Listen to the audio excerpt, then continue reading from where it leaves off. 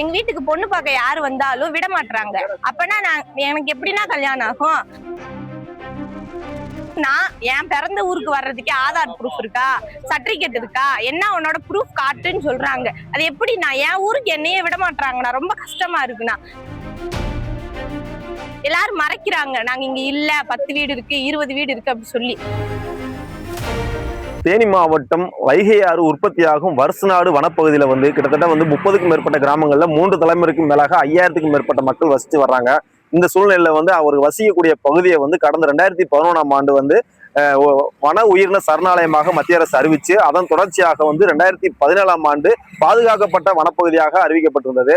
இந்த சூழ்நிலை 2021ஆம் ஆண்டுல இந்த மேகமலை ஸ்ரீவில்லிபுத்தூர் வனச்சரகங்களை இணைத்து ஸ்ரீவில்லிபுத்தூர் மேகமலை புலிகள் காப்பகமாக அறிவிப்பு வெளியிட்டாங்க. இந்த அறிவிப்பு வெளியிட்டதுக்கு அப்புறம் அதுவரை நடைமுறையில் இருந்த வனச்சட்டங்கள் அனைத்துமே மிக கடுமையாக மாறியது. உதாரணத்துக்கு சொல்லணுமா, இந்த பகுதியில் ஏற்கனவே தமிழக அரசின் மூலமாக பல்வேறு வளர்ச்சி பணிகள், அதாவது சாலையாகட்டும், சிமெண்ட் ரோடாகட்டும், ஐஏஒய் வீடு, தொகுப்பு வீடுகள் உள்ளிட்ட பல்வேறு வசதிகளை அந்த பகுதி மக்கள் பெற்று வந்தாங்க. ஆனா அந்த பணிகளை கூட செய்யக்கூடாதுன்னு சொல்லி வனத்துறையில் முட்டுக்கட்டை போட்டு வந்தாங்க. இதுல ஒரு படி மேல போய் இந்த பகுதியில ஆழ்துளை கிணறு அமைக்கணும்னா கூட வனத்துறையிட்ட அனுமதி வாங்கினா மட்டுமே மேகமலை ஸ்ரீவில்லிபுத்தூர் வனச்சரகங்களை இணைத்து ஸ்ரீவில்லிபுத்தூர் மேகமலை புலிகள் காப்பகமாக அறிவிப்பு வெளியிட்டாங்க. இந்த அறிவிப்பு வெளியிட்டதுக்கு அப்புறம் அதுவரை நடைமுறையில் இருந்த வனச்சட்டங்கள் அனைத்துமே மிக கடுமையாக மாறியது. உதாரணத்துக்கு சொல்லணுமா, இந்த பகுதியில் ஏற்கனவே தமிழக அரசின் மூலமாக பல்வேறு வளர்ச்சி பணிகள், அதாவது சாலையாகட்டும், சிமெண்ட் ரோடாகட்டும், ஐஏஒய் வீடு, தொகுப்பு வீடுகள் உள்ளிட்ட பல்வேறு வசதிகளை அந்த பகுதி மக்கள் பெற்று வந்தாங்க. ஆனா அந்த பணிகளை கூட செய்யக்கூடாதுன்னு சொல்லி வனத்துறையில் முட்டுக்கட்டை போட்டு வந்தாங்க. இதுல ஒரு படி மேல போய் இந்த பகுதியில ஆழ்துளை கிணறு அமைக்கணும்னா கூட வனத்துறையிட்ட அனுமதி வாங்கினா மட்டுமே பண்ண முடியுன்ற ஒரு சூழ்நிலையை உருவாக்கி வச்சுட்டாங்க.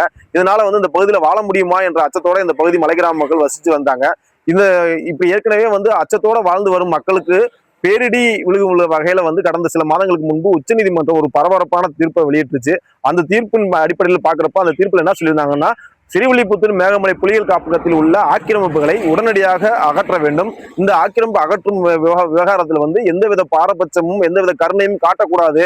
தேவைப்பட்டால் அதற்கு துணை ராணுவ படையையும் பயன்படுத்திக் கொள்ளலாம் என்ற ஒரு பரபரப்பான ஒரு தீர்ப்பை உச்சநீதிமன்றம் வழங்கியிருந்தது. இந்த தீர்ப்பு இந்த பகுதியில் வசிக்கக்கூடிய 3 தலைமுறையாக வசிக்கக்கூடிய மக்களுக்கு பேரிடியாக இருந்தது. இதனை தொடர்ந்து இந்த பகுதியை நம்ம மீண்டும் நம்ம வாழ்வாதாரம் போயிருமே, இதுக்கு தமிழக அரசு நடவடிக்கை எடுக்கணும்னு சொல்லி இந்த பகுதி மக்கள் தொடர்ந்து கோரிக்கை விடுத்து வந்தாங்க. தமிழக அரசு எங்களுக்கு தேவையான நடவடிக்கை எடுக்கணும், உச்சநீதிமன்றத்துக்கு எதிராக மறுசீராய்வு மனுவை தாக்கல் செய்யும் பட்சத்துல எங்களுக்கு வாழ்வாதாரம் கிடைக்கும், அதை செய்யாத பட்சத்துல இந்த போராட்டத்தை அடுத்த கட்டத்துக்கு நாங்க கொண்டு செல்வோம் மலைக்கிராம மக்கள் அறிவிச்சுள்ளாங்க. எங்களுடைய கோரிக்கை என்னன்னா, எங்களை ஃபாரஸ்ட் நாங்க 5 தலைமுறையா இருந்திருக்கோம். 5 தலைமுறையா இருந்தவங்கள நீங்க உடனே வெளியேறுங்க அப்படின்னு சொல்ற போது, இது எதுக்காக நீங்க இப்போ திடீர்னு வெளியேற சொல்றீங்க? எங்க அப்பா தாத்தா காலங்கள்லாம் இருந்தவங்க இந்த இடத்துல எங்களை எதுக்கு வெளியேற சொல்றீங்க அப்படின்னு கேட்கிற போது, இது உச்சநீதிமன்ற தீர்ப்பு, நீங்க வெளியேறி ஆகணும் அப்படின்ற மாதிரி சொல்றாங்க. நாங்க மலையில எங்க தாத்தா வாழ்ந்தாரு, எங்க அப்பா வாழ்ந்தாரு, நாங்க வாழ்ந்தோம், எங்க பிள்ளை அங்கதான் வாழ்றாங்க.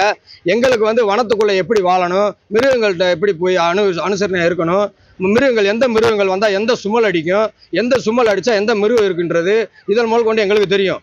அப்போ கிராமத்தில் இருக்கவங்க நாங்கள் அப்படி இருக்க போய்தான் நாங்கள் இன்னும் வனவிலங்குகிட்டையோ எதுவும் மிருகங்கிட்டையோ நாங்கள் போய் மாட்டவும் இல்லை, நாங்கள் அடிபடவும் இல்லை.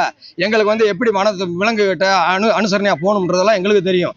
ஆனால் இருந்தாலும் திடீர்னு வந்தோடனே ஃபாரஸ்ட்காரங்க நீங்கள் ஃபாரஸ்ட்டுக்குள்ளே இருக்கீங்க, மிருகங்கள் இருக்குது, நீங்கள் வெளியே இருங்க, நீங்கள் இருக்கக்கூடாது அப்படின்ற மாதிரி சொல்கிறாங்க. இதை தமிழக அரசு அன்னை விஜய் உடனடியாக காதுக்கு கேட்டு எங்களுக்கு உடனடியாக நல்லபடியாக எங்களுக்கு நடவடிக்கை எடுத்து கொடுக்கணும். நாங்கள் இன்னைக்கு கடமலை மயிலை ஒன்றியத்தில் ஒன்றியம் ஃபுல்லாக கடை அடைச்சு ஒரு போராட்டம் பண்ணியிருக்கோம். அந்த போராட்டம் இதுக்கு அவர் சரியான பதில் இல்லைன்றால் நாங்கள் மேலும் பல போராட்டங்களை எடுக்கிறதுக்கு ரெடியாக இருக்கோம். நாங்க வெளியேறதுக்கு வாய்ப்பே கிடையாது. எங்க தாத்தா காலத்துல இருந்தே அரசடிக்கு வந்துட்டாங்க. அரசடியிலதான் எங்க அப்பா அம்மா எல்லாருமே இப்ப இருக்காங்க. எங்க அண்ணனுக்கு 2 குழந்தைங்க இருக்கு. நான் இன்னும் மேரேஜ் பண்ணல. எங்க வீட்டுக்கு பொண்ணு பார்க்க யாரு வந்தாலும் விட மாட்டாங்க. அப்பனா எனக்கு எப்படின்னா கல்யாணம் ஆகும்? அதே மாதிரி எங்க ஊர்ல சிக்னல் இல்ல, டவர் பிரச்சனை. எங்க அம்மா மட்டும் தான் சிங்கிள் பேரண்ட். எங்க அப்பா இல்ல, எங்க அப்பா இறந்துட்டாரு. எங்க அப்பாவும் 70 வயசுலதான் இறந்தாரு. எங்க அம்மா மட்டும் இருக்கிறப்ப நான் எங்க அம்மாவை கான்டாக்ட் பண்ண முடியாது, எங்க அம்மா கூட பேச முடியாது. அங்க இருந்து இங்க வந்தாதான். அதுவும் நான் என் பிறந்த ஊருக்கு வர்றதுக்கே ஆதார் ப்ரூஃப் இருக்கா, சர்டிபிகேட் இருக்கா, என்ன உன்னோட ப்ரூஃப் காட்டுன்னு சொல்றாங்க. அது எப்படி நான் என் ஊருக்கு என்னையே விட மாட்டாங்கண்ணா? ரொம்ப கஷ்டமா இருக்குண்ணா. சிஎம் அண்ணா இதை நீங்க வேண்டி பாக்கணும்னா, எங்களை கொஞ்சம் ஆராய்ஞ்சு கேளுங்க. நாங்க சொல்றதையும் எல்லாரும் மறைக்கிறாங்க, நாங்க இங்க இல்ல, 10 வீடு இருக்கு, 20 வீடு இருக்கு அப்படி சொல்லி. அதை நீங்க தூண்டி கேளுங்க. தமிழக அரசு எங்க ஊருக்கு பட்டா கொடுக்கணும்னா. கரண்ட் கொடுக்கணும்னா, குடிநீர் வசதி எங்களுக்கு அமைச்சு தரணும்னா, இதுதானா எங்களோட கோரிக்கை.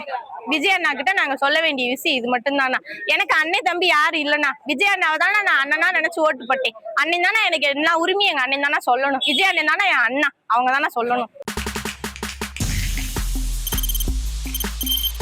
தவிர்க்க முடியாத தம்ப்நெயில்ஸ், கலக்கலான கண்டென்ட்ஸ், சினிமாவும் சீரியஸ் பிரச்சனைகளும், பல வருடங்கள் இடைவெளிக்கு பிறகு இந்த படத்துல ஒரு கலகலப்பும் கைகலப்பும் போயிட்டே தான் இருக்காரே தவிர பிரேக்கே இல்லாமல் பிரேக்கிங் நியூஸ் சொல்லும் தந்தி டிவி ஆப். இன்ஸ்டா தலைமுறை வரை இறங்கி அடிக்கும் தந்தி டிவியின் டிஜிட்டல் எக்ஸ்க்ளூசிவ். அது தண்ணிக்குள்ள போகும்போது ஹேங் ஆயிடுச்சு. உங்களுக்கு விஜய் சார் எந்த அளவுக்கு ரொம்ப பிடிக்கும்? Of course, Malayalis are huge Vijay sir fans. ரெண்டு பேருமே ரொம்ப பிடிக்கும் எனக்கு. தந்தி டிவி ஆப்பை இலவசமா டவுன்லோட் செய்யுங்க. ஃபாலோ பண்ணுங்க, சப்ஸ்கிரைப் பண்ணுங்க, என்ஜாய் பண்ணுங்க.